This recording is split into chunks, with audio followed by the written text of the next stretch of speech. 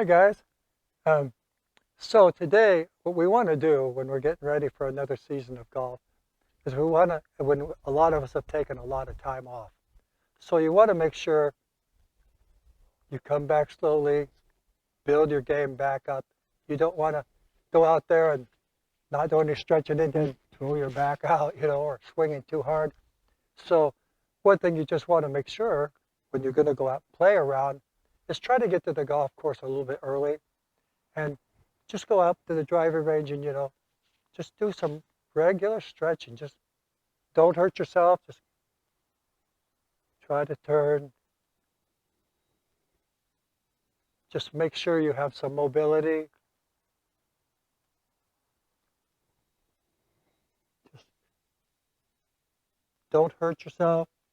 You can feel a little discomfort, but you don't have to move fast. You just try to get that body used to making a turn.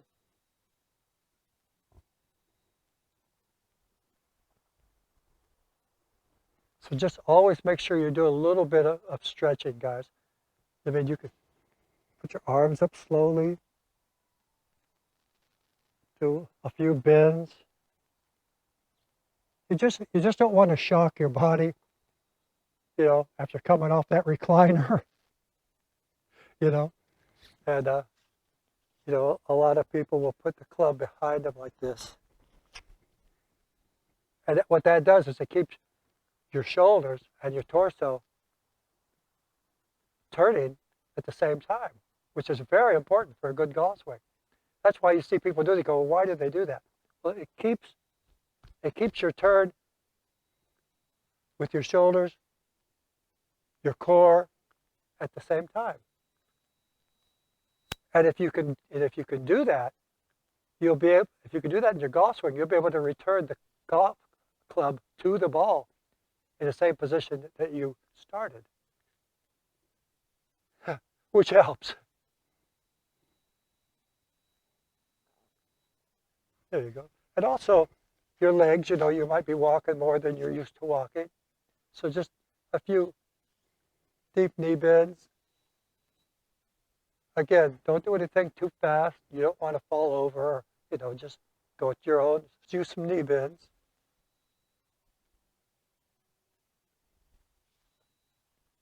You just want to limber up. And then so when you're starting, I'm going to bring this a little closer. So when you're at the driving range, guys, this is a 7-iron. Start off easy because you don't need to be making big long swings to begin with. You're just trying to get used to this. So I'm going to take a pitching wedge and just make nice, smooth, rhythmical, short swings to begin with. My weight is going forward. My weight is never on the back, guys. If you bring that weight back here, you're going to come up and top that ball. You're going to sky it way high a lot of times. If you have your weight forward, you can come down with that descending blow to let the face of the club put that ball up in the air. So we just do little small swings to start with. Again, let your torso bring the arms. You don't want to get your arms away from your body. You want to keep what's called connected. So just to start off with, you're just practicing on the range. You guys get used to swinging through the ball without trying to muscle it, without trying to go too fast and hurt yourself. Just nice, smooth little swings until you get used to that. And pick out a target, as you do this, pick out a target that's 30 yards away. How far do I have to take this club? Are you taking it to belt high? Are you taking it to mid-chest high? And just make a note how far you're hitting that ball with different length backswings. Again, your hands are ahead of the ball so that you hit the face of the club.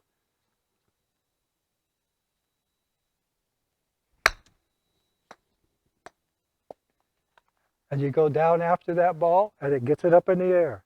If your hands are too far back, You might hit that blade and it never gets up in the air, guys. So just go down through the ball.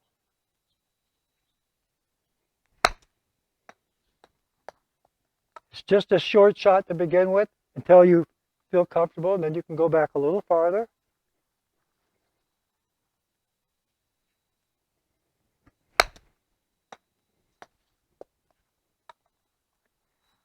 And if you can keep a little journal. If I'm coming up just short of shoulder high, how far does that ball go? It's so important to know your yardages, guys. That's how you become a much better golfer and start shooting in the 80s or maybe the high 70s, maybe even lower 70s. How you handle that, how you can get on the green closer to that pin is so important. If you can just get on that green even from a lot of places, you know, don't be intimidated just because you only have 60 yards left. You go, oh, I'm not used to a 60-yard shot. Get used to it. Get used to a 60-yard shot. Just know.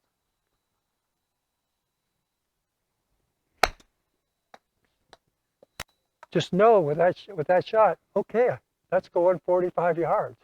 You know, make note of that, and you'll play so much better. A lot of people will go out to the driving range and they'll just hit their driver. They love hitting the driver, and it is fun to hit the driver. But if you want to score well, learn how to hit your wedges. Learn how far your wedges go. Learn how far your 8-iron goes with a half swing. It might be a little breezy and you can keep that ball a little lower with the 8-iron. How much is it going to run if you hit it a little lower and you only hit it, try say 70 yards, you know? All of that stuff. If you just make a little journal, if you have the time to do it. If it's not that important to you, then it doesn't really matter. The important thing is that you go out and play golf and have fun and enjoy what you're doing.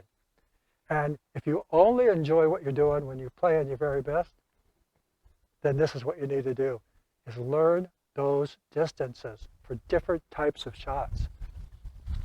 And then once you're warmed up a little bit more,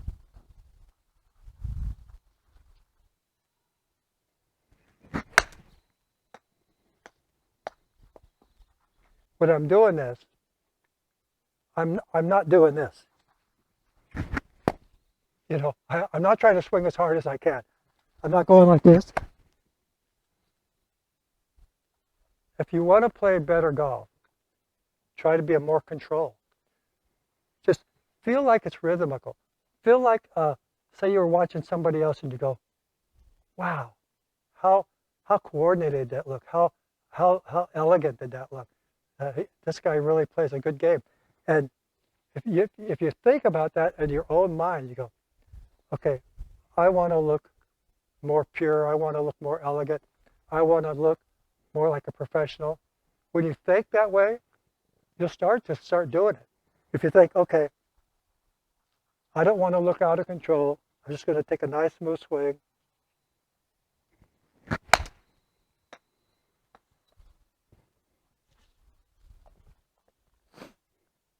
The thing that really makes that ball go where you want to go is a complete follow through, guys.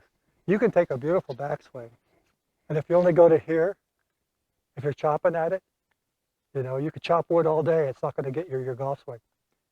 You want to have a nice follow through because that means the momentum going through the ball in the right direction is going to take you where you want to be. You know, if you take a nice backswing and you just hit at the ball and stop like that,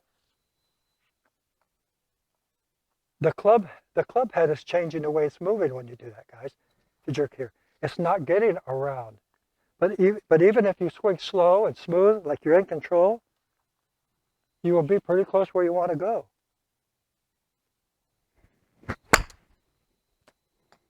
The key is to let your body move with your arms. You want to stay connected. So if I want that club to come here, I need to be connected with it all the way around. But I don't have to swing out of my shoes, and neither do you.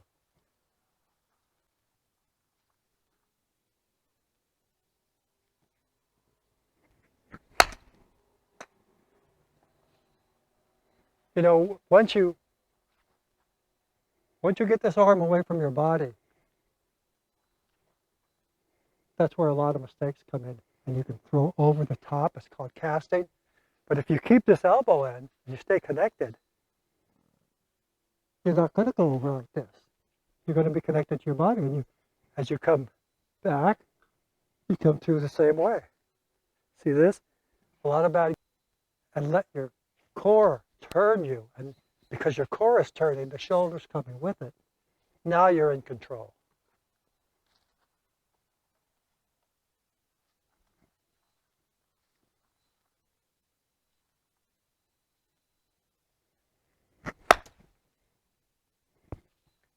And so then you do that a few times, maybe 10, 12 times to get warmed up, and you can move to your 7-iron. And a 7-iron obviously has less loft. It's a longer club, and the ball's going to fly farther in the air, but when it hits the ground, it's going to run a little more because it's got less loft on it. It doesn't quite go as high. So you move from, what I try to do is I will start with a pitching wedge, 7-iron, 5-iron, hybrids. I really don't use 3-iron. Nobody really uses it. Can't say nobody. Very few people use 3 irons, 2 irons, 1 iron. Those are long gone. We go into hybrids, then you go into a 5-wood, 3-wood driver. So, yeah. So after the pitching wedge or the 9-iron, whichever one you prefer to start with, then I just move up every other club. I use the odd numbers.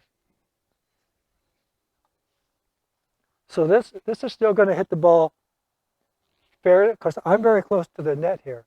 So this is going to hit it fairly high compared to like a, to 5-iron. And it's the same thing. You want to keep your body, you want to keep your elbows tucked in as much as you can. Keep connected to your body.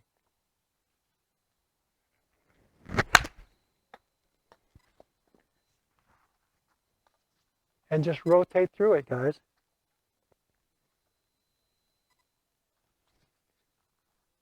My weight is going forward. There's no weight on the back of this trail foot. There's no weight back there. The weight is on the inside going towards the target. So it's almost like a leaning feeling. I'm going that way. I want a descending blow. I'm not going to come like this. If I come like this, I'm out of position. If I'm in good position here and I come like that, I'm no longer in the same position, guys. If I come here, I'm going to strike behind that ball or hit it thin. I would just want to stay right where I am and let the turn happen. My weight is on the inside of my trail foot going towards the target.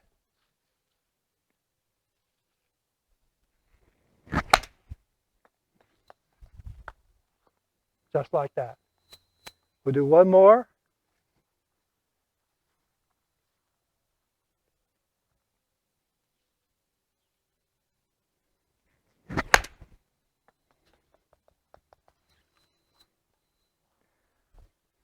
Okay, guys, I know many of you guys who have seen me do the golf lessons before. You notice I have 2 gloves on. I had a spot on my hand, my right hand, and the doctor said put a Band-Aid on it. Well, every time I put my hand in my pocket to get my tea or anything like that, the glove, the Band-Aid would fall off. So that's no good. Yeah. So I started wearing a glove about, I don't even know, 25 years ago now, and I don't have a problem. Before I did, I was out in the sun so often I would get a little sore.